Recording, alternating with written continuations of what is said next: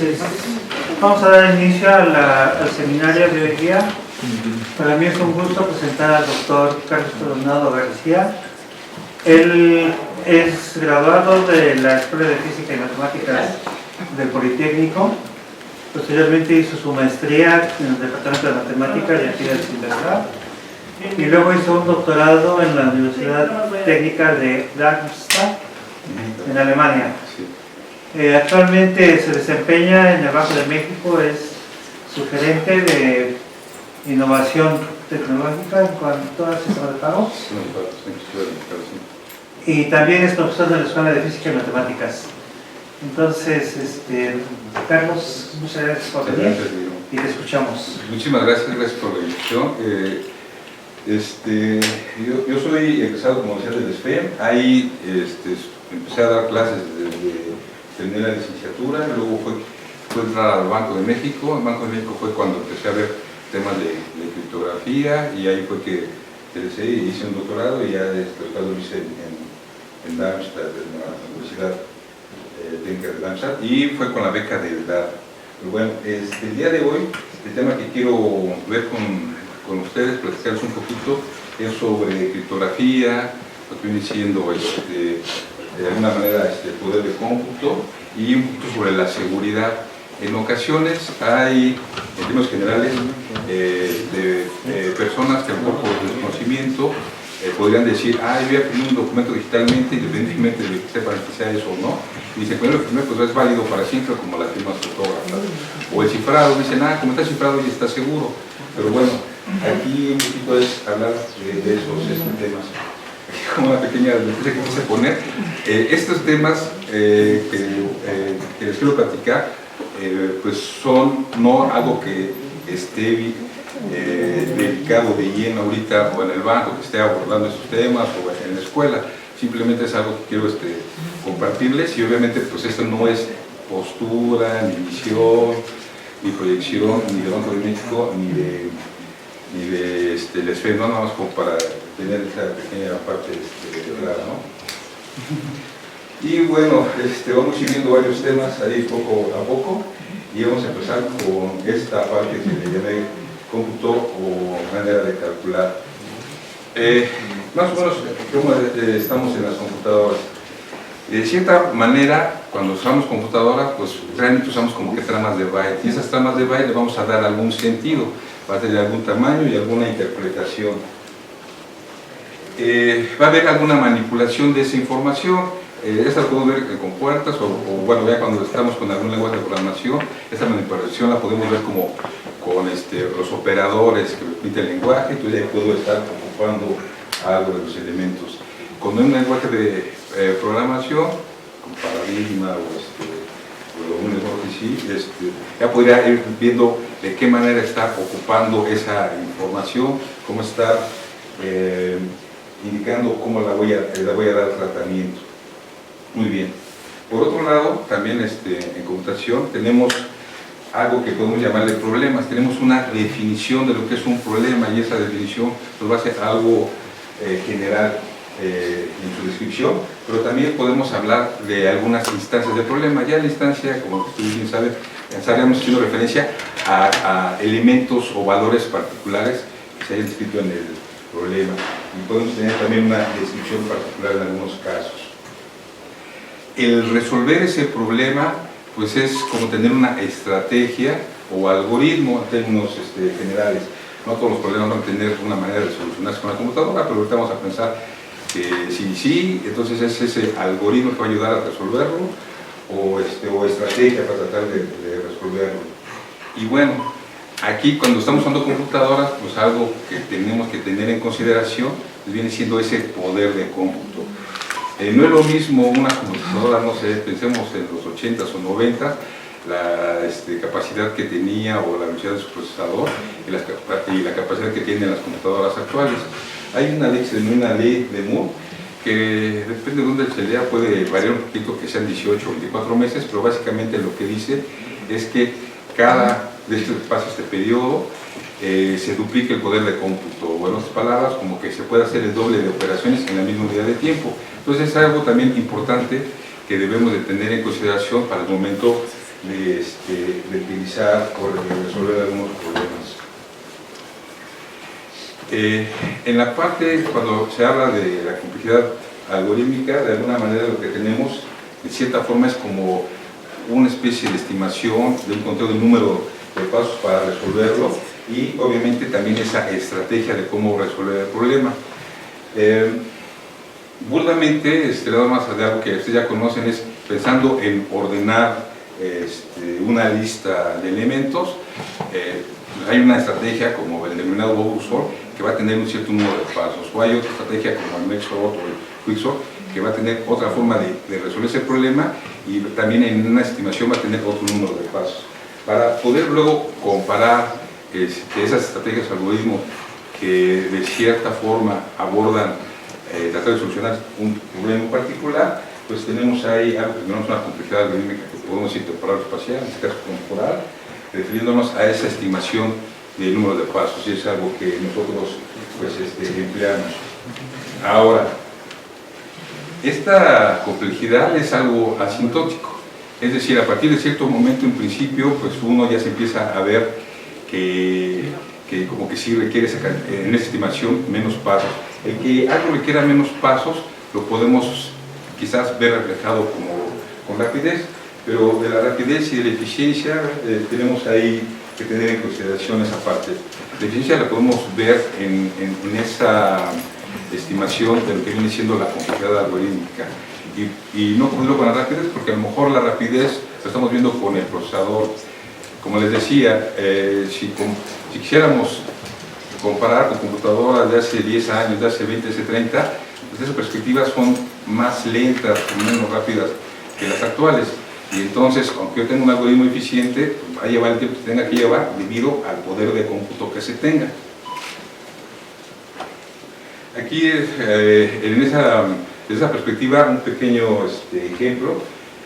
Supongamos que para cierto problema, con cierta estrategia, el tratar de resolverlo en cierto momento, haciendo esa estimación por los números de pasos y el tiempo que se tiene que llevar a resolverla, pues a lo mejor se lleva una potencia de 1024 años en esa estimación. Entonces, haciendo ahorita un conteo burdo con esto de la ley de Moore, pues ya estamos en ese año cero, y bueno, si empiezo y ese poder de cómputo nunca cambiara, pues llevaría a 1024. Ok, a los 2 años, no es que sea exactamente así, pero es para nada más ejemplificar, se duplica el poder de cómputo. Ok, como voy a hacer el doble de operaciones en la misma unidad de tiempo, eso significa que se va a reducir el tiempo que me va a tardar en resolverlo. Entonces, en lugar de 1024, si empiezo en ese segundo año, bueno, en ese año 2, pues van a ser 512. Y de esta manera, si empiezo en el año 4, 6, 8, 10, 12, 14, 16, pues va reduciendo el tiempo que me estaría costando. Desde esa perspectiva, del año 18, por ese poder de cómputo que se ha ido incrementando, pues ya nada más me costaría 2 años, poniendo ahorita en esta ejemplificación, empezando de 0.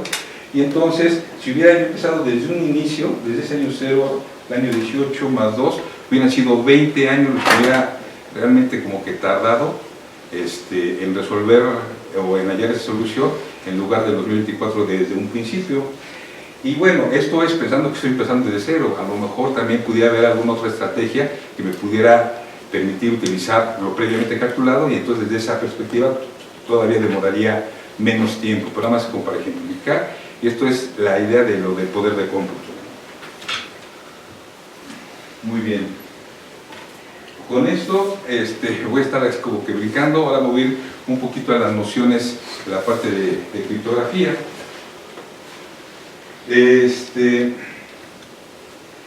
En un principio, esta parte de la criptografía era como esa escritura oculta. Y esa escritura oculta era como yo pueda tener un mensaje, le voy a hacer algo, voy a enviar una información a la vista de todos, pero esa información, aunque esté a la vista de todos, no va a estar de alguna manera ininteligible si es que no se posee ese elemento auxiliar que me ayude a poder recuperar la información. En el esquema de cifrado también de esta noción, pues vamos a tener 3 procesos. De los 3 procesos, pues la intención es que tengamos una manera de generar claves. Esas claves van a ser una para cifrar, otra para descifrar. Esas 2 claves no tienen que ser distintas. Ahorita voy a hablar un poquito de la definición, pero voy a dejarlo así ahorita general. Vamos a tener un proceso para cifrar. En el proceso para cifrar, una de esas dos claves me va a servir para cifrar, voy a tener un mensaje y voy a obtener ese mensaje ininteligible que es el que voy a estar enviando. Y voy a tener un proceso de descifrado de esa información ininteligible junto con la clave adecuada, me va a poder permitir recuperar esa información. Ahora, por otro lado, un poquito también la intención o la noción es de que si no tengo la información que me ayude a recuperar la clave para descifrar, pues todo lo demás que se pueda conocer, pues eso no debería de comprometer mi información cifrada. Es decir, mientras no se dé a conocer la manera de recuperar esa clave para descifrar, esa información, la intención es de que pueda quedar confidencial, que cualquiera que aunque la intercepte, sepa cómo es el proceso que debería de utilizarse para descifrar, al no tener la manera de recuperar esa clave, pues que no pueda recuperar la información. Esa es como la intención. Muy bien, entonces, como os comentaba, de la parte de la criptografía, en un principio pues era algo artesanal, era el arte que es como de tratar de ocultar esa información para darle ese carácter de confidencial, pero de alguna manera pues se ha ido expandiendo un poco las áreas que va teniendo en criptografía. En la criptografía pues empieza algo que es firma digital. Un poquito la intención de la firma digital es tener una especie de análogo con la firma autógrafa. En la firma autógrafa, en principio, pues uno está sentando su voluntad, ya sea la autoría o de aceptar la información que está en cierto documento. Y la intención es de que el que está firmando pues no se les diga que no sería como que la evidencia. Pero bueno, en la parte de la firma digital, pues va a tener algunos detalles que veremos un poco más adelante, pero de estos esquemas de firma digital hay algunos adicionales que se tienen y que también se va a ir haciendo estudios sobre ellos. Hay una firma de un solo uso, la OTS de One Time Signature, que pudieran decir, ¿y para qué me va a servir nada más que pueda utilizar una sola firma? Bueno, esa es una base para luego poder utilizar algunos otros esquemas, también un poco más robustos, y que son de firma de múltiples veces. Esta firma convencional, un poquito la intención es que si yo tengo los elementos para firmar, pues durante un buen periodo, pues con esos elementos pues pueda seguir firmando o verificando firmas sin ningún problema. Hay algo que se denomina Forward Secure Signature Scheme, o creo que se firma avanzadamente segura, que ahí de un poquito de lo que trata la noción de ese tipo de esquema de firma es que yo tengo una clave pública, tengo una clave pública que tiene un periodo de vida. Sobre ese periodo de vida voy a tener intervalos o voy a tener periodos o subperiodos de esa parte. Para cada periodo, ¿qué es lo que va a suceder? Pues bueno, yo voy a poder estar firmando para pasar de un periodo a otro, hay como una especie de actualización en mis elementos de seguridad, y si por alguna razón en cierto periodo, vamos a llamarle I, se compromete la clave privada de alguna manera, la intención de este tipo de esquemas es que, ok, ese periodo y los de futuro, o sea, los que me faltaban para terminar esa vigencia de mi clave pública, pues también se ven comprometidos, pero los periodos anteriores que ya pasó y se evolucionó o se actualizaron los elementos de seguridad, permanecen seguros. Esa es un poco la intención de estos elementos. Y esquema de firma resiliente a intrusiones o intrusion resilient, hay un poquito lo que se trata es con la idea de tener estos periodos en el tiempo de vida de la clave pública, y aquí lo curioso es de que, ok, si hay un periodo en el que se comprometa la clave privada, ni los periodos que faltan ni los anteriores quedan comprometidos. Es un poquito la intención y lo que se ha ido adaptando en esta parte de la clave pública. También, como parte de criptografía, están estas funciones de gestión, pueden verlas a lo mejor como funciones hash o funciones, creo que también se denominan picadillo, y hay un poquito la intención es que en estas funciones tengo una trama de bits, vamos a llamarle n bits, y el resultado va a ser una trama de n bits, donde la entrada es más grande que la salida. M más grande que N. Y un poquito aquí la intención es que se tengan ciertas características para denominarse criptográficamente segura. Esto lo vamos a ver un poquito más adelante, pero bueno, es algo que también pues, abarca la parte de criptografía. Que pareciera curioso, pues, también lo que viene siendo generador de números pseudo-aleatorios. Los generadores de números pseudo-aleatorios es un poquito al revés que las funciones que hacen, en el sentido de que yo tengo una trama de bits M y la salida es N, pero en este caso la M es más pequeña que la N, o sea, aumenta en tamaño de la salida. Y para que se diga que es criptográficamente seguro, pues también hay una definición, ahorita no la voy a dar, nada más es comentar sobre esa parte, que también es importante. Compartición de secretos. De compartición de secretos, un poquito de lo que se trata es que hay una información, esa información se quiere repartir a N personas, a N, y si hay K personas con K menor o igual que N, si hay K personas se pueda reconstruir esa información. Pero también se determinan secretos compartidos. Protocolos de conocimiento cero. Los protocolos de conocimiento cero, de lo que trata esta parte es cómo puedo yo convencer a alguien que posee un secreto sin revelar el secreto. Entonces eso es un poco curioso cómo podría ser. Ahorita me acordé de un ejemplo, además son sencillo. Actualmente se conocen algunas fórmulas para resolver ecuaciones con coeficientes reales, coeficientes complejos de grado 3 y de grado 4, pero hubo algún momento que no se conocía. Entonces, si en aquel momento donde no se conocían, alguien las tuviera, podría decir, oye, yo ya sé cómo resolver polinomios de grado 3 o de grado 4, y alguien podría decir, pues a ver, enséñame la formulita. No te la quiero enseñar. No, pues no te creo. Ok, pues una manera de convencerlo de que posee uno ese secreto sin revelar el secreto puede ser, pues dame un polinomio de grado 3, tú construyelo como quieras y yo te voy a dar sus raíces. Entonces lo hacen, bueno, que sea, pues fuerte a lo mejor, entonces lo vuelve a hacer otra vez y otra vez y otra vez, y cada vez le voy a estar dando la respuesta correcta. Entonces, si yo no tuviera ese secreto conocido y fuera por suerte, pues estaría por suerte por la probabilidad muy pequeña de poder dar la respuesta correcta. Entonces, un poquito es la idea o noción de estos elementos. Seguridad a largo plazo. Esto de seguridad a largo plazo pues, se refiere más en cuanto a las firmas. Ahorita, como veremos más adelante, las firmas de alguna manera van a tener una vigencia, y aunque aquí también estén involucradas las firmas, un poquito la idea es cómo tratar de ir extendiendo corroborar que las evidencias que se tienen indican que efectivamente sí se hizo algo en cierto momento, sí se firmó un documento, sí se firmó un documento. Aquí no los puse, se me olvidó, pero otros aspectos que también se ven en criptografía pues son las infraestructuras de clave pública. De alguna manera ahí viene el concepto de certificado digital, cuál sería su sentido, y bueno, en fin. A lo que quiero llegar en esta lámina es simplemente de que, aunque en un principio se empezó como que era una escritura oculta, pues de alguna forma, y más con el uso de las computadoras, pues se ha ido como que extendiendo esos áreas o campos de los que se ocupa la criptografía. Bueno, a modo de definiciones, ahorita es nada más como ejemplificar, voy a poner de función hash, de esquema de firma y de esquema de cifrado. Aquí una situación sería la definición de cierto ente o elemento que se va a ocupar en criptografía, y otro sería su seguridad criptográfica.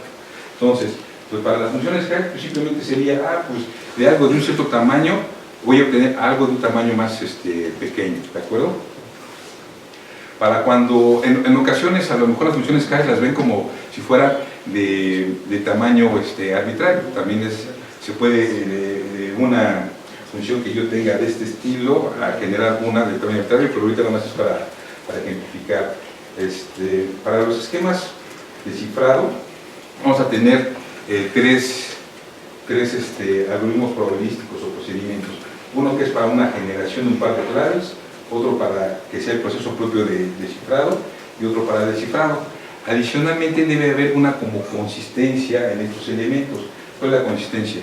Si yo tengo del procedimiento de generación de claves utilizando algún parámetro de seguridad que lo estoy denotando como 1 a la K, tengo mi clave E para cifrar y D para descifrar, lo que debe de suceder es que aquí lo puedes como una igualdad, pero en algunos lados puede ver como que la probabilidad sea prácticamente 1. que el descifrar con la correspondiente clave de cifrado algo que se cifró con la correspondiente clave de cifrado, pues debo poder recuperar esa información. Aquí se está hablando de esos elementos y todavía no se está hablando sobre la seguridad de los esquemas. Y se está hablando en general, no de algo en particular todavía. Para los esquemas de firma digital, pues va a ser algo muy similar.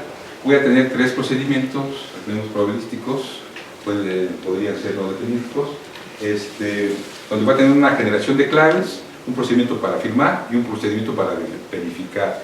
En la generación, la intención es que tenga dos claves, una que es la que me va a servir para estar firmando y otra que es la que me va a servir para estar verificando. Para firmar voy a necesitar un mensaje y esa clave de firmado. Para la verificación voy a necesitar la clave para verificar lo que vendría siendo la supuesta firma y el mensaje final, y lo que me va a regresar en este caso pues sería un valor de falso o verdadero, si verifica o no verifica respecto de esta parte. Muy bien, aquí voy a aprovechar un poquito. En el esquema de cifrado, aquí también lo podemos ver como los esquemas o algoritmos de cifrado simétrico. Cuando son algoritmos de cifrado simétrico, ahí lo que quiere decir es que la clave para cifrar y descifrar no es que exactamente sean la misma, pudiera suceder de que de una recupero la otra y la manera de recuperarla sería con una cantidad de pasos polinomial, o sea, algo eficiente para poder de una recuperar la otra, que es donde sería asimétrico. Si fuera asimétrico, ahí de lo que se trata es que de la clave para cifrar no haya o no pueda encontrar, o sea, es realmente difícil que pueda obtener la clave para descifrar. Es un poquito la idea, y ahí es donde sería un esquema asimétrico. Si el esquema es asimétrico, la clave para cifrar le llamaríamos clave pública, porque esa todo el mundo la podría conocer en principio, por eso van a cifrar los mensajes y los mandarían al dueño de la clave para descifrar, y esa clave para descifrar se le llamaría clave privada.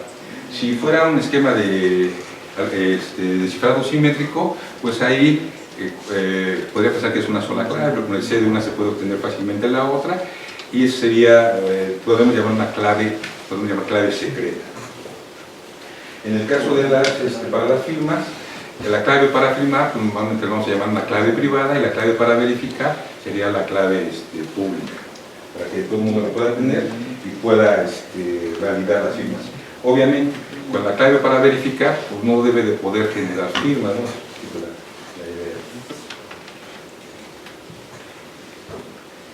Muy bien, ya a la hora de tratar de ver si estos elementos son criptográficamente seguros, pues es donde vienen algunas definiciones. Bueno, aquí Rodaway y Slingston, en uno de sus artículos, pues empiezan a introducir unas definiciones sobre las funciones hash y qué vendría siendo el que sea segura. Ahorita, de manera para negar cómo estaría el asunto. Resistencia a preimagen. ¿Qué sería resistencia a preimagen? Resistencia a preimagen es que, bueno, se conoce la función hash, uno sabe cómo se ejecuta el hash, ¿de acuerdo? El hecho de que yo conozca un valor, digamos, de imagen de la función hash, tengo un valor, y de ahí yo conseguir un elemento del dominio que vaya y le pegue a eso sería una preimagen. Resistente a preimagen sería que no haya un algoritmo con tipo polinomial que pueda tener eso, ¿de acuerdo? O en otras palabras bien coloquiales sería que computacionalmente sea difícil hallar este elemento del dominio que vaya y me dé ese elemento que puse ahí. Resistencia a segunda preimagen, ¿a qué se refiere? En este caso, yo conozco un elemento del dominio al cual pues, saqué el hash, y la intención es obtener otro elemento distinto al primero que obtenga ese mismo hash. O sea, ya está dado uno, obtengo el hash, y conseguir otro distinto al primero que me dé ese mismo hash. Sería resistente a segunda preimagen.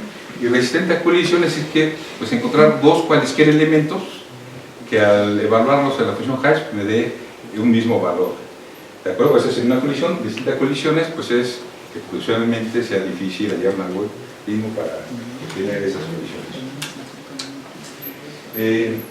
Paul Vassar, Micheli y Rivers ellos en uno de sus artículos empiezan a hablar sobre esquemas de firma y una seguridad. Entonces, ellos lo que dicen es, bueno, hay un atacante o adversario que de cierta forma va a tener una meta en cuanto a cómo, digamos, abordar o romper de una manera el esquema de firma, y va a tener, pues, a lo mejor posiblemente ciertas restricciones. Entonces, desde esa perspectiva, pues tienen los tipos de ataque. El tipo de ataque es, solamente conociendo la clave, voy a tratar de ver que por la clave pública, cómo obtengo la clave privada para yo poder firmar a nombre de él, o voy a tener mensajes que alguien firmó, ahí tengo una lista de mensajes que alguien firmó, entonces serían mensajes conocidos, o de mensajes, yo voy a escoger los mensajes que quiero que se firmen, y una vez que ya los firmó, ya los tengo yo para tratar de revisarlos y ver qué puedo hacer, pero una vez que ya los recibí ya no puedo pedir más. O ataques con mensajes dirigidos al adaptativo. En esta parte de lo del adaptativo, un poquito es de que yo ya pedí que me firmen un mensaje, veo el resultado y a lo mejor con esa información, a partir de eso genero otro mensajito para que me lo firmen, ¿de acuerdo? Entonces un poquito es esos tipos de ataques, es que se le permite al adversario, al atacante, para hacer. Y de los tipos de rompimiento, pues sería rotura total, es de que pues, yo pude conseguir cuál era la clave privada y ya puedo firmar cualquier cosa. Falsificación universal o falsificación selectiva o existencial, básicamente a lo que se refieren es que, ok, no voy a poder tener la clave, pero de alguna manera voy a poder generar una firma, ya sea que una firma de ciertos documentos, de alguno en particular, o ni control tengo de qué documento, pero pude generar una falsificación. Eso es la idea de estos elementos. Y de esta parte pues hay unas definiciones formales sobre qué es la ventaja que tendría el atacante y qué significaría que sean seguros respecto a el tipo de ataque y el tipo de rompimiento. También para la parte de del cifrado, aquí puse una paginita en la que se están mencionando diferentes tipos de ataques, con los cuales se pretendería romper el esquema. Hay uno que es curioso, que es el del canal alterno, que se denomina en inglés Side Channel Attack, que de ahí no es tanto que se vean los mensajes o demás, sino que de alguna forma está como pudiendo de manera alterna, a lo mejor con una medalla de ataques o algo así, saber qué tipo de operaciones están haciendo y poderlas distinguir, y con esa distinción tratar de hallar o romper la clave privada. Muy bien.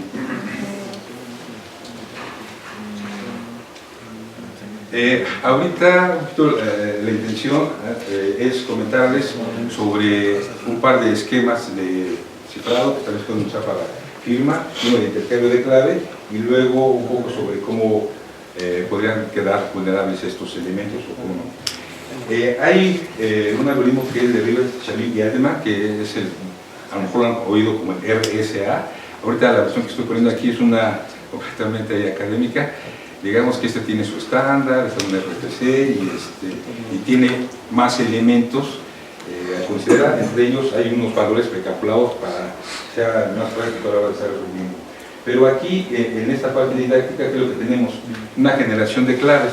La generación de claves, lo que yo voy a tener es un par de primos. En principio, los primos deben de tener como que la misma cantidad de dígitos.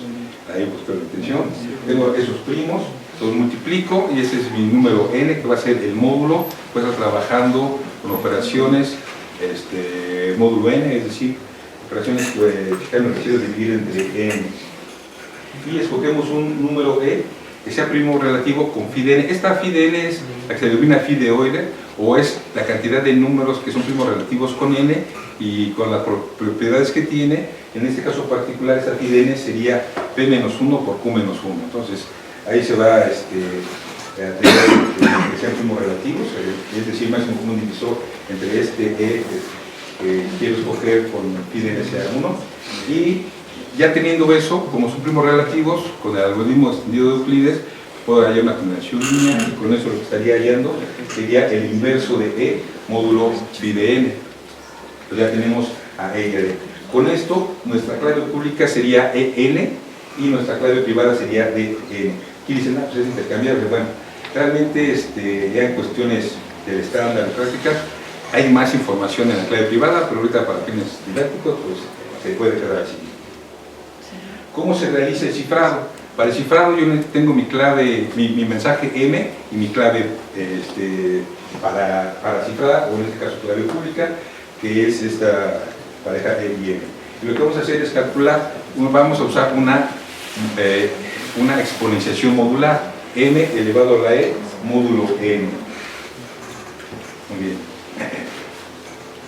¿Y cuál va a ser el procedimiento para descifrar? Si yo tengo un presunto mensaje cifrado y tengo la clave privada, lo que vamos a hacer es también una exponenciación modular. En este caso, pues M', o sea, el supuesto mensaje a recuperar, sería C elevado a la D módulo N.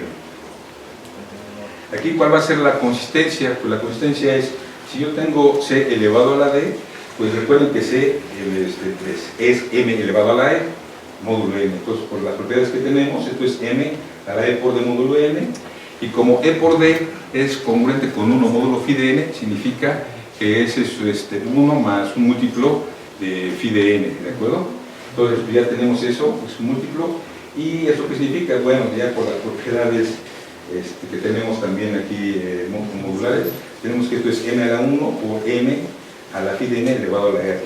Pero, ¿qué sucede? Bueno, si M y N son primos relativos, M elevado a la phi de N es congruente con 1 módulo N, entonces ahí se lo 9 en el sentido de que eso es 1, y ahí estoy recuperando a N. En principio, como M es más pequeño que N, es exactamente esa M que estaba buscando, ¿de acuerdo? Entonces aquí tenemos, esa es la consistencia, y eso tenemos aquí. Ok. Muy bien.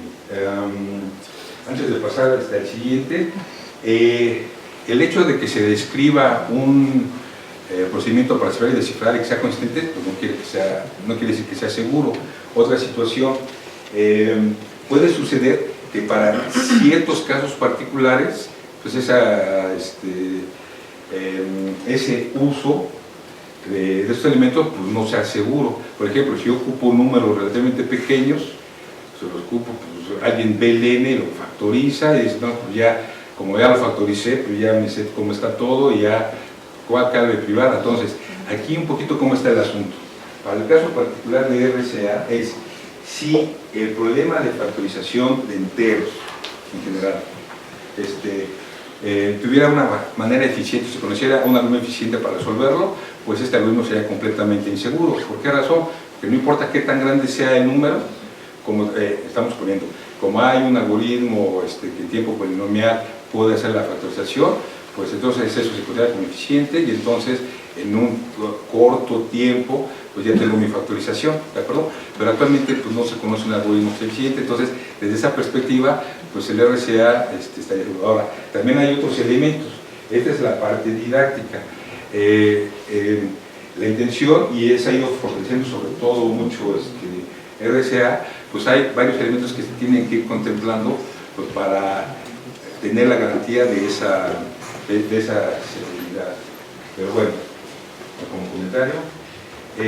Otro esquema un poco, bueno, más o menos similar, más o menos distinto, es el de el gamma. También tiene su versión para firmar y para cifrar. Yo ahorita voy a poner aquí nada más la de cifrado. Aquí un poquito la intención, ahora en lugar de trabajar en N, voy a trabajar con un número primo, entonces voy a trabajar en ZP. ZP es como un campo aquí. Y vamos a lo siguiente. Entonces tomamos un número primo supuestamente al azar, o de alguna manera agarramos un número primo de cierto tamaño y nos fijamos en el grupo de unidades, o sea, son todos números distintos de 0, y hay un generador, que es el cíclico. Entonces tenemos un generador G. Muy bien, y después lo que vamos a hacer es tomar un número aleatorio, en principio un número aleatorio X, entre 1 y P menos 2. Y voy a poner a H igual a G a la X, o sea, la exponenciación modular. En este caso mi clave pública va a ser P, va a ser G y va a ser H, esa va a ser la clave pública. Y la clave privada va a ser P, va a ser G y va a ser mi número X. ¿Cómo va a ser el procedimiento de cifrado? El procedimiento de cifrado en este caso va a tener como que dos componentes. Entonces, lo que vamos a hacer es, tengo un mensaje que quiero cifrar, y ese mensaje, ahorita estamos pensando que su tamaño pues, es menor que P, ¿de acuerdo? Para que quede bien en nuestros cálculos. Entonces, lo que vamos a hacer es, primero tener una especie como de máscara, y esa máscara es que estamos llamando C1. Escojo un K de forma aleatoria, elevo G a la K, y ese le estoy, módulo P, y lo estoy llamando C1. Luego vamos a poner aquí un C2, y ese C2 va a ser el mensaje por H elevado a la K. K es el valorcito que junto con ese H voy a estar como que enmascarando, pero el K es el que de alguna manera necesito que recupere quien va a descifrar. Entonces ponemos ese elemento, y luego así mi mensaje cifrado va a consistir en esas dos partes, el C1 y el C2. ¿Cómo va a ser el descifrado? Para el descifrado, bueno, tengo puesto mensaje cifrado C, compuesto de C1 y C2, tengo mi clave privada, que era el P, el G, y esa X. Y lo que vamos a calcular es primero a S igual a C1 elevado a la X módulo P. Y lo que estamos diciendo es que el supuesto mensaje recuperado pues no es otro más que C2 por S a la menos 1. Esta S a la menos 1 es el inverso módulo ZP, ¿de acuerdo? O sea, tendría que utilizar el algoritmo de Euclides, el algoritmo extendido para hallar la combinación lineal, y con eso obtener ese número que multiplicado por S es congruente con uno módulo P. Aquí, ¿cómo va a estar la consistencia? En la consistencia es que ¿quién es C2 por S a la menos 1? C2 era M por H a la X. ¿Quién es S? S es C1 elevado a la X, nada más que me estoy fijando en su inverso. Entonces, ¿esto quién es? Bueno, aquí desarrollando un poquito, H era G a la X, y C1 era G a la K.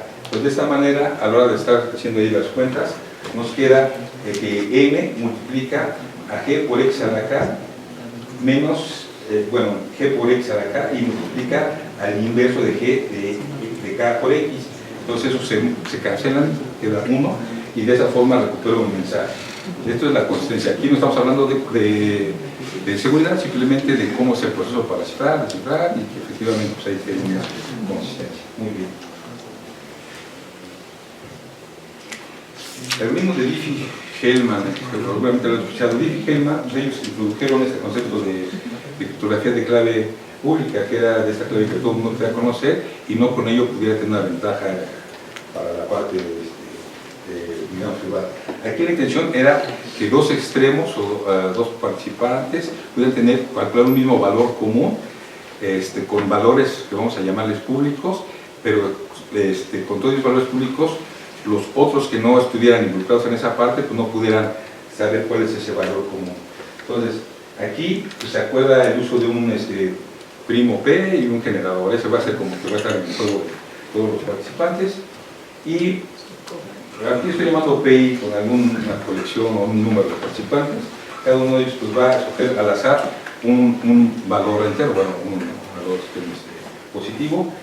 La intención es que tengan ese base con el exponente, van a calcular AI, que va a ser G elevado a la AI, y lo que van a publicar es esa A mayúscula su índice. Aquí, para ese valor común que estarían teniendo dos partes o dos extremos, en el ejemplo que estoy poniendo, tenemos a PI y a PJ. Entonces, PI, ¿qué es lo que hace? PI conoce su valor secreto es el A minúscula I, y con ese valor público de PJ, que es el A mayúscula J. Entonces lo único que hace es esa exponenciación modular, módulo P, y de manera análoga, PJ lo que hace es el valor público de PI, A mayúscula I, lo va a elevar a su exponente secreto, privado, A minúscula J, módulo P, y de esta manera lo que van a hacer es tener un mismo valor común por esta parte de los exponentes. Aquí, para la parte de Diffie-Hellman, se dice que se basa en el problema del logaritmo discreto. El logaritmo discreto aquí lo que se refiere es, como verán, tenemos un generador ahí en este grupo, y entonces cualquier elemento tiene que ser G elevado a algo. Entonces, dado un elemento del grupo, hallar ese exponente del G que me dé este valor dado, es a lo que se le denomina el logaritmo discreto. El problema del logaritmo discreto es pues, hallar un algoritmo que sea eficiente pues, para resolverlo, ¿no? Muy bien.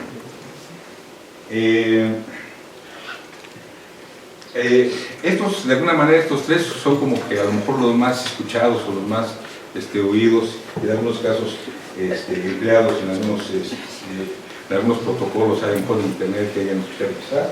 Pero pues, hay algunos otros, pues también hay algunos otros algoritmos. Por ejemplo, hay uno que se llama, bueno, es de Witterlitz, que es un esquema de firma de una sola vez.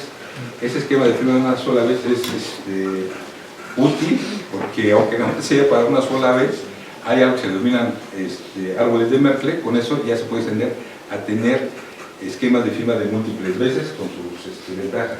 Y también hay lo que se utiliza en el algoritmo de Witterlitz, son funciones hash nada más para esa parte de firmado.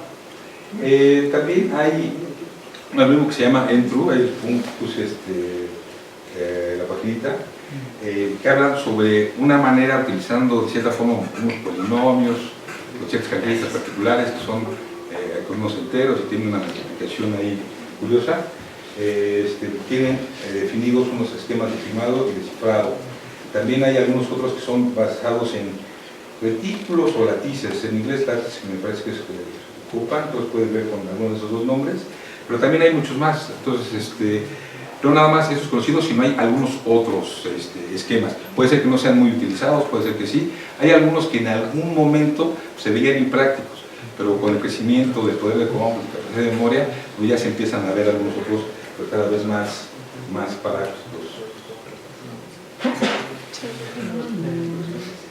Muy bien. Entonces, ahora sí, un poquito respecto a la seguridad, para hablar en términos un poco generales. Si en el caso, como habíamos puesto, de RSA, tuviera yo un algoritmo eficiente para resolver el problema de refactorización, pues ya este esquema pues, sería completamente inseguro. Si tuviera un algoritmo eficiente para resolver el problema del logaritmo discreto, pues tanto el Gamal como Diffie-Hellman ya quedarían completamente seguros, por esa razón de que teniendo esos elementos, pues ya resuelve el problema y ya no me sirve de nada, ¿no?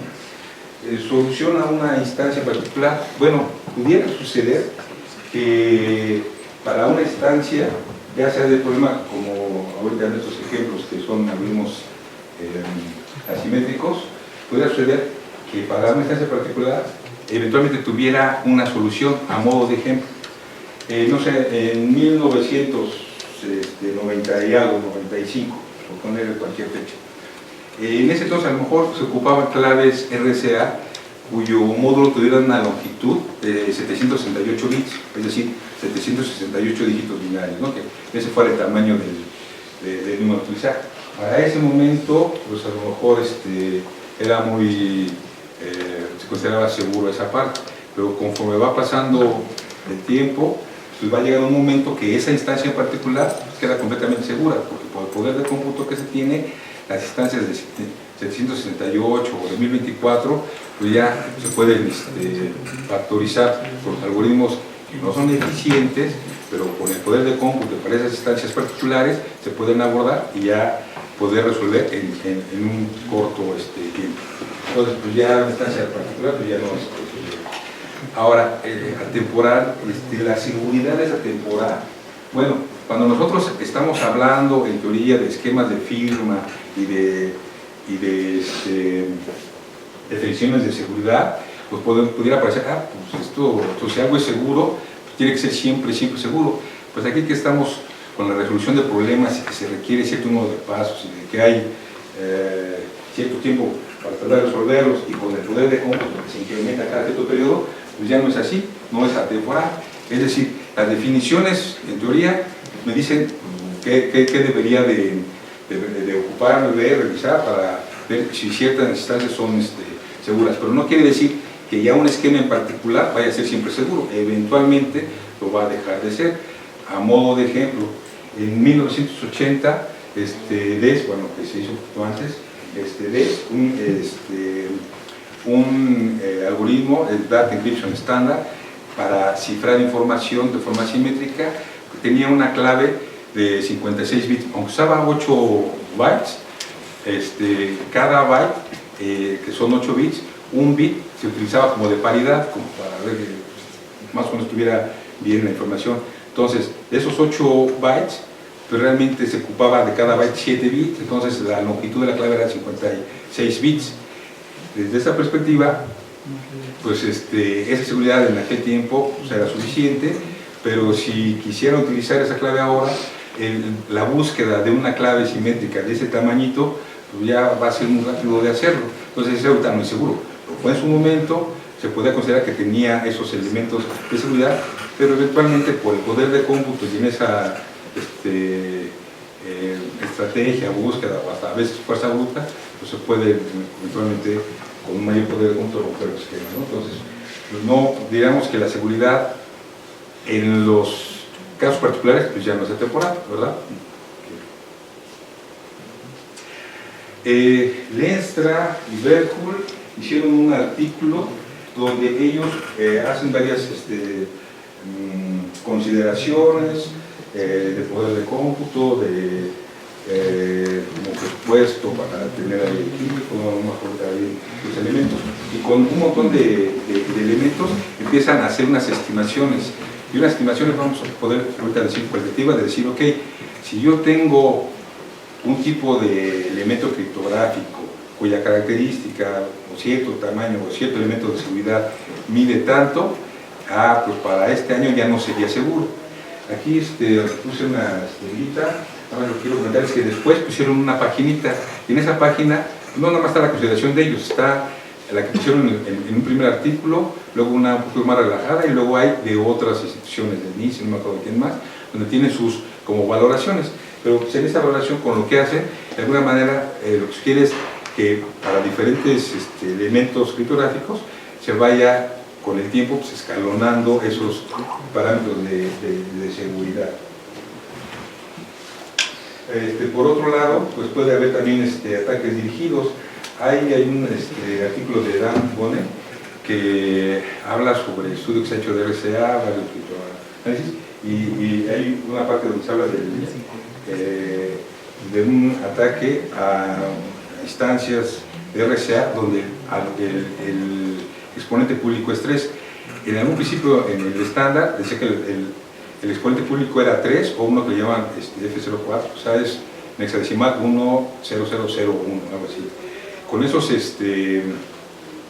exponentes públicos, pues luego se calcula, ese sería el E, pues luego se calcula el D, que ya sería el exponente privado, pero estos que se buscaban de este tamaño era para que fuera más o menos rápido, en un caso el cifrado, en otro de verificación, pero el D3 pues, tiene sus detalles, y bueno, ahí nos comenta cómo es que pueden hacer ese ataque.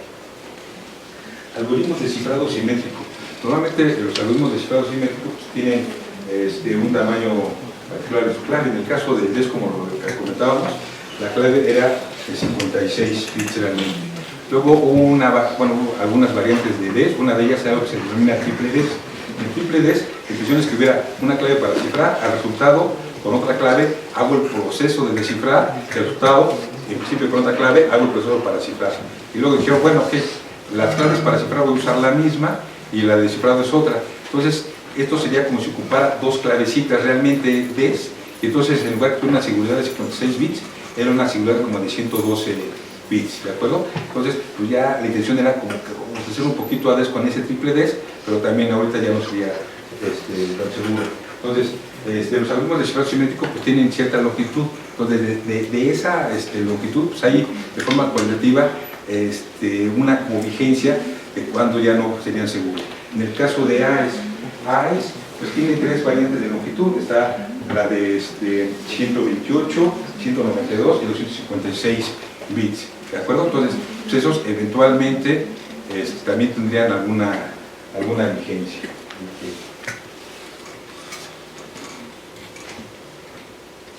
Muy bien.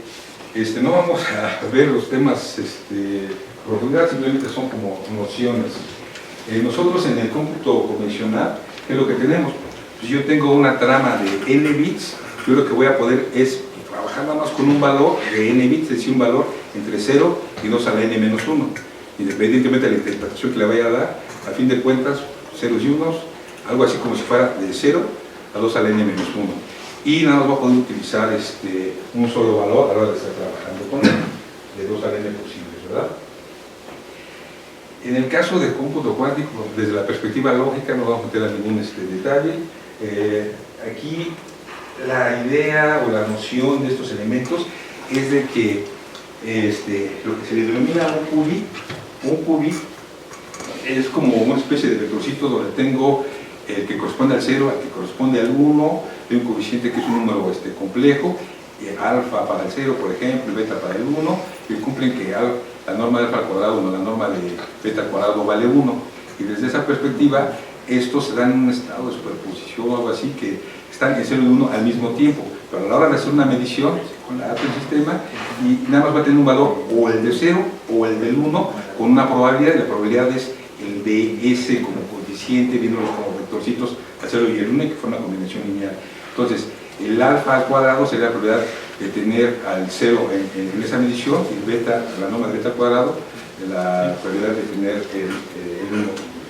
Y si tengo más de un qubit, tengo varios qubits, pues están ahí en esa disposición, y yo puedo estar operando esos 2 a la n valores distintos al mismo tiempo, pero a la hora de hacer una medición se va a colapsar el sistema y nada más va a tener un solo valor. Entonces ahí está una estrategia un poco distinta de cómo poder hacer cálculos en esa parte, ¿de acuerdo?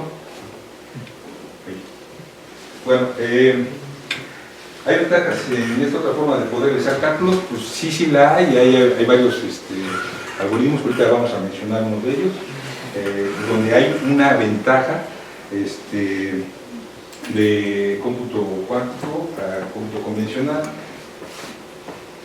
Y le decimos, ¿es más rápido o eficiente el cómputo cuántico que el convencional? ¿Ustedes qué se imaginan? A veces, a lo mejor, dejándonos llevar, decimos, no, sí es más rápido las computadoras cuánticas. Bueno, nada más hay que ver qué estamos entendiendo por rápido, ¿no?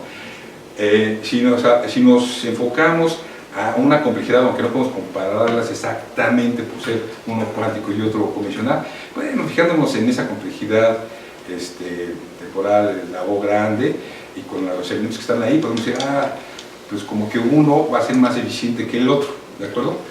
Ok, muy bien.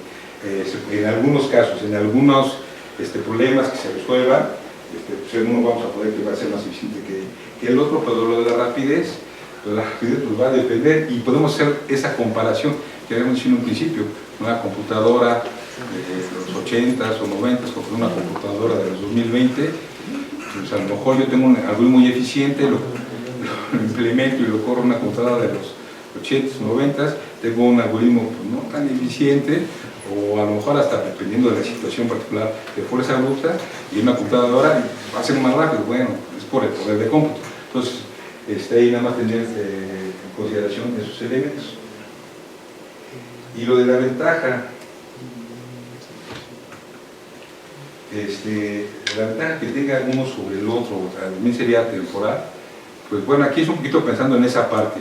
Ahorita a lo mejor no existe propiamente computadoras cuánticas, puede ser que existan y que vayan teniendo pues, cierto tipo de manejo de qubits de manera estable y cierta comparación de procesador, y pudiera suceder que la cantidad de qubits que se estén utilizando pues no abarque los necesarios para poder atacar cierto problema. Entonces, desde esa perspectiva, se puede estar usando el cómputo convencional, aunque haya algunos eficientes en este lado, pero que todavía no puedan utilizarse. Entonces ahí tenemos que tener ese cuidado de esa ventaja que pues, se pueda tener o no, y eventualmente puede perderse o no. De los algoritmos cuánticos, hay unas funciones, vamos a pensar que va del 0,1 en el 0,1, ahorita nada más en el ejemplo ahí cuando si acá fuera 1, que vamos a llamarle balanceada si un elemento va al 0 y el otro va al 1, balanceada en ese como sentido, ¿no? y va a ser constante si los dos van al 0 o los dos van al 1. En cómputo convencional, ¿como cuántas evaluaciones necesitaríamos para estar seguros de que la función es balanceada o es, o es constante? Pues necesitamos 2, porque si nada más pongo 1 y me aventuro a decir que es constante o balanceada, pues sería con una probabilidad del 50%. Entonces necesito 2 para estar seguro.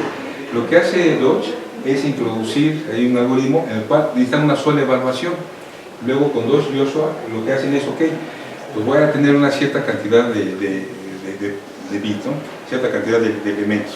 Entonces la mitad, más o menos la mitad, pues sí se van a reclamar, pero bueno, burdamente la mitad.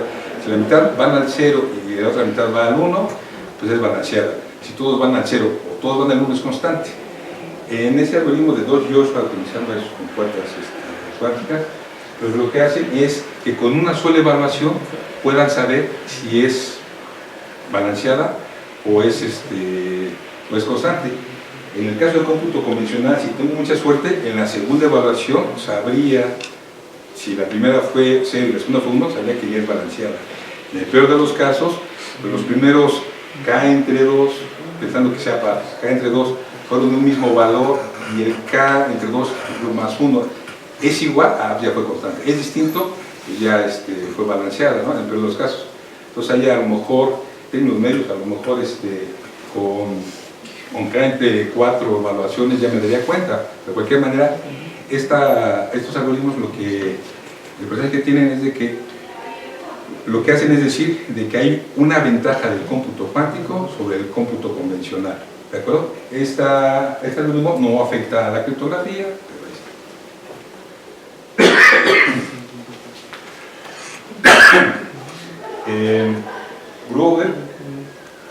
Grover lo que hace es que él diseña un algoritmo cuántico en el cual hay una lista de elementos que no está ordenada, una lista ahí desordenada de elementos, y lo que hace es ver si hay un elemento, bueno, si un elemento está o no en la lista, y si está, pues encontrarlo, ¿no? Y ahí lo que hace en su algoritmo tiene una complejidad raíz de n, donde n es el número de elementos. En cómputo convencional, pues sería como que el promedio sería n entre 2, pero acá lo reduce a raíz cuadrada de n. Aquí esta parte pues sí ya tiene un impacto en la criptografía. ¿Por qué razón? Bueno, si pensamos en los algoritmos simétricos que tienen un tamaño fijo para sus claves simétricas, o pensamos en funciones hash, por ejemplo, la función, tenemos la familia de funciones SHA-2, que son SHA 224, SHA-256, SHA-384, SHA-512, si no me equivoco, tienen esos tamaños de salida, ¿no? Del artículo que les comentaba de Lettre y Berkul para elegir estos parámetros de seguridad, pues ya nos va diciendo que cierto año, cierta longitud de funciones que ya no se deberían de usar. Pero con esta parte del algoritmo de Grover, ¿qué sucedería? Si yo tengo una clave de 128 y como pensando en esa como búsqueda, a lo mejor tratando de hacerlo, y con el algoritmo de Grover, pues la búsqueda en lugar de que sea de 128 bits, sería como si fuera de 128 entre 2, pues raíz cuadrada, ¿no? Entonces sería como de 64 bits. Entonces ahí como que ya quedaría insegura esa, pero la de 256 o 256, que bajaría a 128, pues todavía podría estar seguro con este algoritmo. Entonces, ¿qué es lo que pasa? Grover pues impacta la criptografía de cierta manera, pero no la hace completamente vulnerable, simplemente algunos valores de seguridad se tienen que ajustar al producto. Shor lo que hace su artículo es indicar cómo poder, con un algoritmo cuántico, factorizar un entero del producto de primos y también cómo resolver el problema del organismo discreto. ¿Qué es lo que pasa con esto? En teoría, lo que pasa con esto en teoría es de que, pues, al tener un algoritmo eficiente para factorizar y tener un algoritmo eficiente para resolver el problema del algoritmo discreto, ¿qué sucede? RCA, el Gamal, Diffie-Hellman, también hay criptografía de curvas elípticas, donde de alguna manera pues, se tiene también ahí un grupo y se utiliza de cierta forma se basa en el problema del algoritmo discreto de seguridad, pues ya quedan completamente vulnerables o inseguros, en teoría. ¿Por qué razón? Porque ahora lo que falta es tener una computadora cuántica que pueda tener la capacidad, los elementos necesarios pues, para poder abordar las instancias que utilizamos actualmente de este tipo de algoritmos. Ahora, de cómputo cuántico, pues ahorita será más rápido, bueno, debido a que hay una estrategia distinta de cómo abordar los problemas, de cómo resolverlos. Para algunos casos, pues se resuelven de una manera que no se puede convencional, sin cuántico, y eso me está dando una ventaja, y no es que la computadora cuántica sea más rápida, sino que está resolviendo de una manera distinta, y esa manera distinta permite tener un algoritmo eficiente para esa solución. Pero ¿qué pasaría con, por ejemplo, con predicciones numéricas del clima? Ahí en esa liga que estoy poniendo, pues ahí hacen un comentario, y ahí lo que tienen como opinión en esa paginita es de que pareciera que no habría ventaja con el cómputo cuántico para ese tipo de cálculos. Entonces, una computadora cuántica no es que sea más rápida, sino que simplemente es, con una estrategia distinta, hay problemas que puede resolver de otra manera que no se pueden convencionar y que resulta ser una manera eficiente. Vamos para distinguir entre eso de la eficiencia y la rapidez. Entonces, como estamos comentando, de ese impacto en la criptografía. Bueno, entonces, como decíamos, si se cuenta con un algoritmo, no importa que fuera convencional o cuántico, pero que su complejidad fuera polinomial y con eso pudiera factorizar enteros o pudiera resolver el problema del algoritmo discreto, pues ya con eso ya quedan vulnerables o ya inseguros. RSA, llamada Diffie-Hellman, probabilistica. Si tenemos una estrategia de búsqueda de un elemento en una lista desordenada, tiene una menor complejidad que los otros que conocemos, pues eso lo que va a impactar va a ser en esa, a lo mejor, búsqueda de llaves o búsqueda de colisiones, ¿de acuerdo? Entonces ahí es donde tiene esos impactos. Entonces, de alguna manera, aquí lo que estoy contando es que pues, con el algoritmo de Shor, pues ya hay algunos algoritmos que se usan de forma amplia en varios protocolos, y ya serían vulnerados. Y algunas funciones hash pues, quedarían vulnerables. Algunos algoritmos de cifrado simétrico pues, también quedarían vulnerados, pero no en su totalidad, o sea, en todos. La práctica, como que deberíamos de considerar, pues de alguna forma es la cantidad de bits que se requieren para atacar cierta instancia y cuáles son los que estarían como que disponibles, ¿no?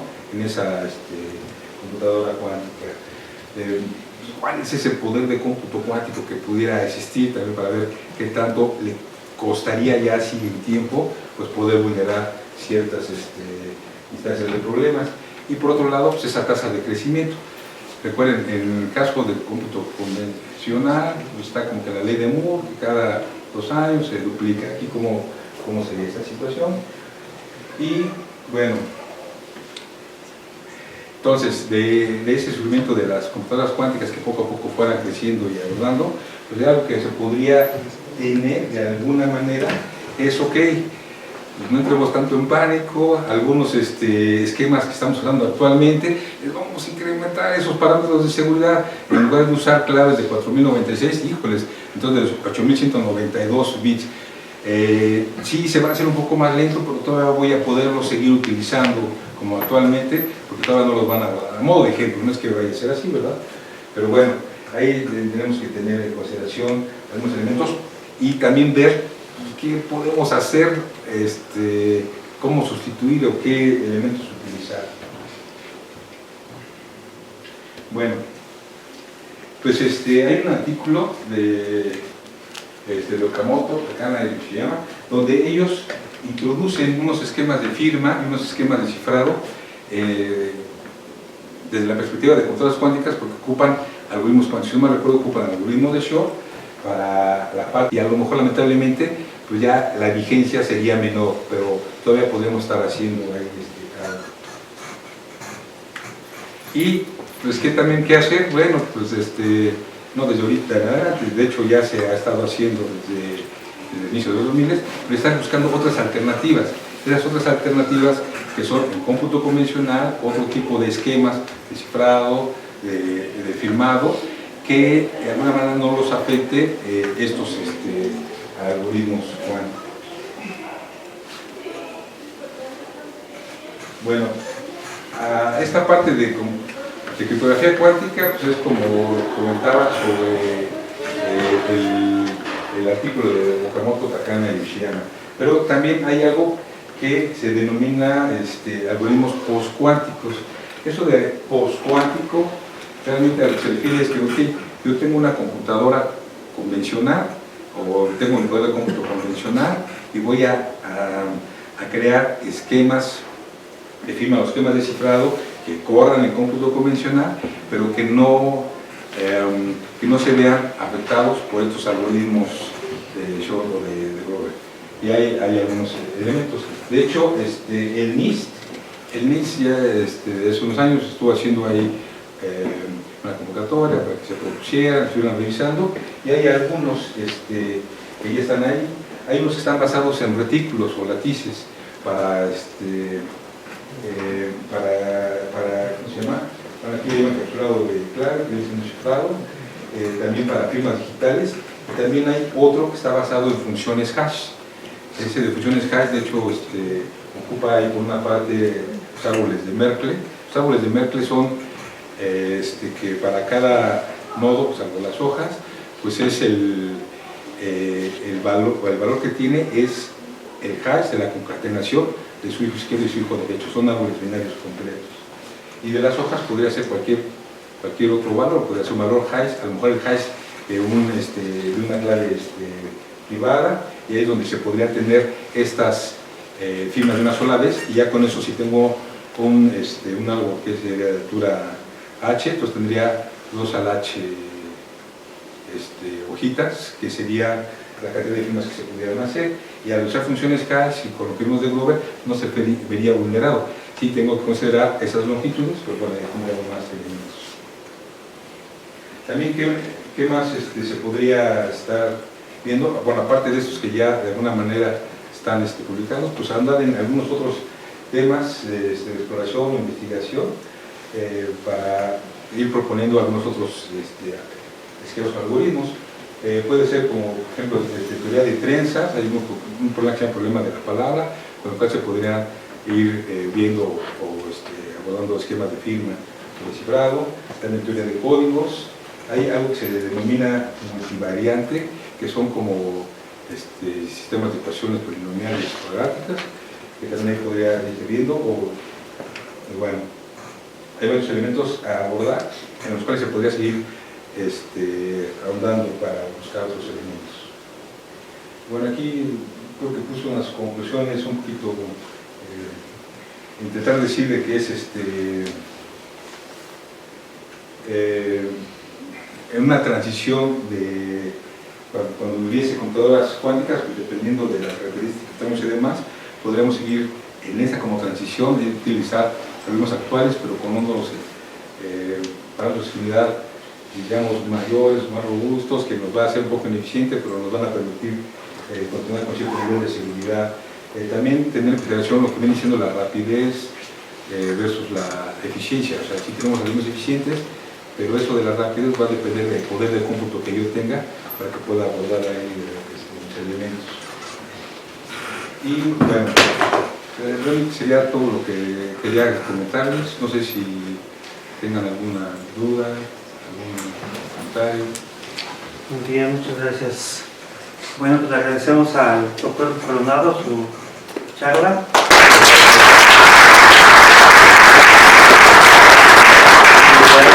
Una breve ronda de preguntas, por favor. Sí. Bueno, alguna vez he visto los ataques de canal lateral para lo que sería el cómputo convencional, por ejemplo la variación en potencia. Me da curiosidad si hay algo parecido respecto a cómputo cuántico? Ahí realmente ahorita no sabría bien cómo estaría, no sé si haría. Pero aquí un poquito la idea o la intención es, por un lado, tener claro cuáles serían las condiciones, en teoría, los elementos. Si te fijas, el esquema de cifrado, el esquema de firma, pues no dependerían del tipo de cómputo. Habría una definición. También habría una definición de seguridad. Ahora, ahí ya, dependiendo de la manera que se tenga, pues es diferente la forma en que se estaría atacando. Pero para algo así como de Science Channel Attack, similar a cómputo cuántico, no sabría. Pero también luego, por ejemplo, ahorita que mencionabas esa parte que normalmente lo usaban para tratar de integrar de la clave CRCA, lo que luego se hace es que en las implementaciones se agregue algo para que haya tipo de operaciones que sea de cierta forma constante. En el caso de RCA, como hay una expansión modular, luego lo que se hace es con los cuadrados. Hay unos cuadrados y luego una multiplicación. Entonces, luego lo que se hace es para que se tenga como que sea constante, es con alguna otra variable, cuando no tenga que aplicarle ahí la multiplicación, lo haga en otro lado y con eso ya no se haya esa distinción. Entonces, así como hay esos ataques, también hay una manera de cómo tratar de que no sean efectivos. Porque ahorita, de una manera, aquí, para lo que mencionas, es que hay ciertos escenarios de los ataques y esos escenarios no necesariamente se van a dar en todos los casos. Y entonces, aunque se diga, es que este algoritmo de cifrado simétrico con este modo de operación o de cifrado es vulnerable en cierto escenario. Si ese escenario no se puede reproducir o hacer, pues esa combinación puede seguir segura, ¿no? ¿Alguna otra pregunta? Sí, por favor. Okay. Muchas gracias por la presentación. Bueno, en tu opinión, yo sé que hay algoritmos ahorita, por ejemplo, para mensajeros, para los mensajes que han actualizado sus protocolos a utilizar criptografía post-cuántica. Entonces, en lo que tenemos en México, nuestros sistemas de seguridad, no digo Banco de México en general, pero en general, la recomendación sería ya ir actualizando a estos algoritmos. O sea, de esto de actualizar, vas a ver como que o sea, de alguna forma lo que tenemos que procurar es utilizar estándares. Si ya está algo estandarizado, porque puede ser de que alguien diga, yo ya tengo mi artículo, se demostró que este esquema resulta ser postcuántico, perfecto, pero si no está estandarizado, lo puedes adoptar, lo tropicalizas a lo que necesites y luego difícilmente vas a poder interactuar con alguien más. Entonces, si ya hay algo estandarizado, eso es mejor y de esa forma ya puedes, a modo de ejemplo, certificados digitales. Certificados digitales está este estándar de X509 versión 3 que tiene ciertas características. Con esas características pues, tiene una partita donde dice clave pública, no importa si es RCA, como es elíptica. Entonces, ahí en esa identificación pues, se puede ir utilizando. Que tú, en tu particularidad, tengas implementado cómo usar esa información, que ya es otra situación, pero tiene el estándar de cómo reconocer ciertos elementos, ¿no? Entonces, el